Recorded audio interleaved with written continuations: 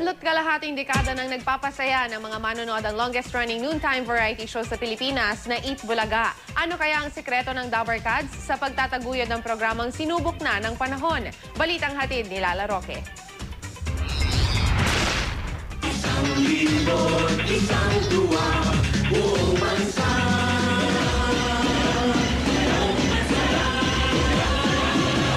Sa nakalipas na halos 10,000 araw, sila ang nakasama natin sa ating pananghalian. Finals in Little Miss Philippines by Mini-Me. Kay bilis nga talaga ng panahon, ang panata nilang maghatid ng 1,000 isang tuwa. 3.5 dekada na nilang ginagawa.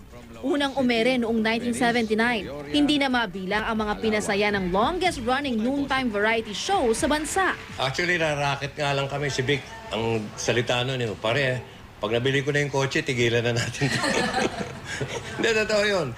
Wala, naglalaro lang kasi kami from the start. Hindi namin iniisip makipagkompetensya kahit kanino. Dito na raw tumanda sina Tito, Vic at Joey. 35 years, numero lang para hindi namin napansin . Ako sa sarili ko, parang hindi ko napansin na, 35 years na pala yun. Parang baliwala kasi dahil na rin sa nabanggit nila kanina na isang pamilya kayo, isang Dabarkads kayo. Sariwa sa araw-araw so hindi ko mailitan niya Laging bago bawat araw. Malayo-layo na rin daw ang narating ng kanilang barkada. Kahit pa paano, medyo may konting alinlangan until that final day that we decided. Totoo nun, nasubo lang si Vic. Dahil kami dalawa ni Joey, pumirme. Kung tutuusin, wala raw talagang sikreto ang patuloy nilang pamayagpag.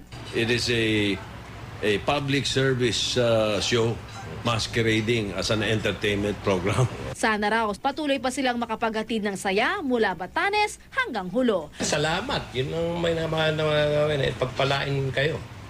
Dahil pag hindi kayo pinagpala, sino manonood sa amin? Lala Roque, GMA News.